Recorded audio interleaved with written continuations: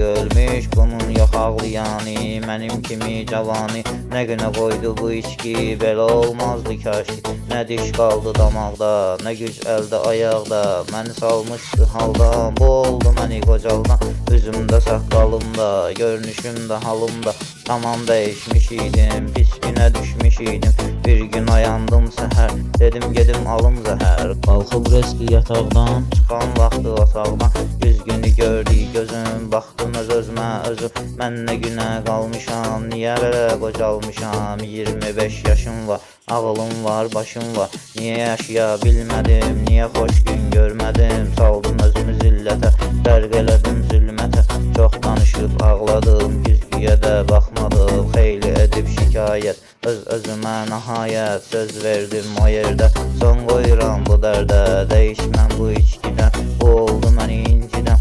Tərk elədim o gündən, çıxdım bu düyündən. Qulaq asın muxtara, məsləhət cavanlara.